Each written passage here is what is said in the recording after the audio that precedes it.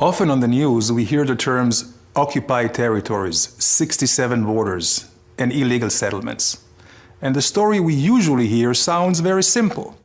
During the Six-Day War, Israel captured the West Bank from the Palestinians, refused the United Nations' demand to retreat, and illegally built settlements. But is that really the case? Let's try to understand the situation a little bit better.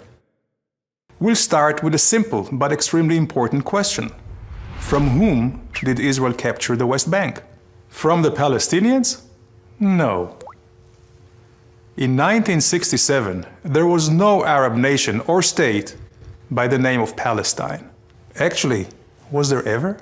Israel took over the West Bank from Jordan in an act of self-defense, after Jordan joined a war launched by Egypt and Syria to destroy Israel. Oh, by the way, destroying countries is rather illegal. The United Nations back in 1967 rejected repeated Arab and Soviet attempts to declare Israel as the aggressor.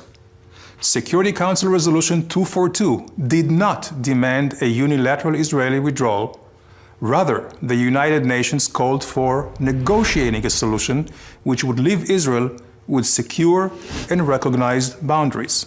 In effect, defensible borders. But wait a second. What was Jordan doing in the West Bank in the first place?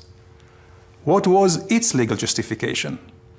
Well, Jordan had It had no legal justification. Jordan simply occupied it during its previous attempt to destroy the newly established State of Israel in 1948, changing the commonly accepted name Judea and Samaria to the West Bank.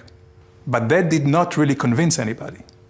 And almost no one recognized the legality of Jordan's occupation, not even any of the other Arab states.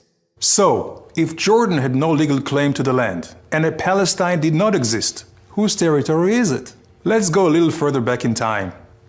Don't worry, not to the days of the Bible, only about 100 years. Until 1917, the Ottoman Empire occupied the whole region.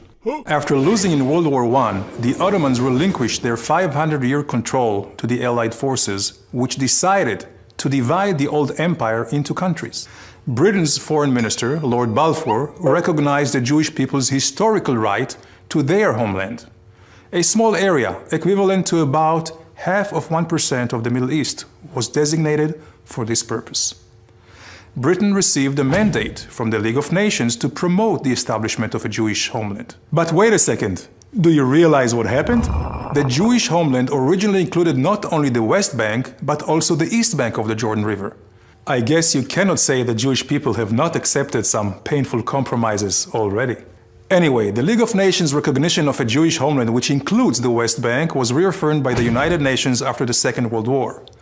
With the British mandate ending, United Nations General Assembly Resolution 181 recommended the establishment of two states, one Jewish and one Arab. The Jews accepted it and went on to create the State of Israel, while the Arabs refused the compromise and launched a war to destroy the newly established Jewish state. Resolution 181, a non-binding recommendation in the first place, remained with no legal standing. At the end of the war, a ceasefire line was formed, where the Israeli and Arab forces stopped fighting.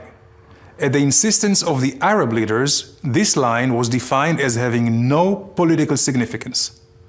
So, although this line is commonly referred to as the 1967 border, it is not from 1967, and it was never an international border. This is why a more exact legal definition for the West Bank, according to international law, is really the same as in so many other areas where there are or were territorial disputes, but which are not defined as occupied. For example, Zubarah, the Tams Islands, the Western Sahara, amongst many others. They're not considered occupied territories, but rather disputed territories. So, let's return for a moment to our illustration and examine the complete chain of events.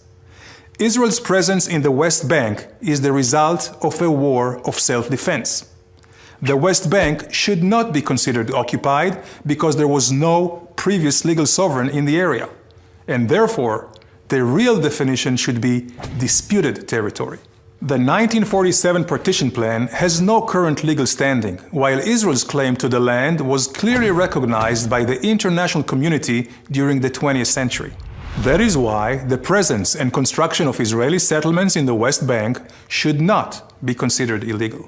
These are not just my own opinions. They are based on conclusions made by world-renowned jurists like Professor Eugene Rastow, Justice Arthur Goldberg, and Stephen Schwebel, who headed the International Court of Justice.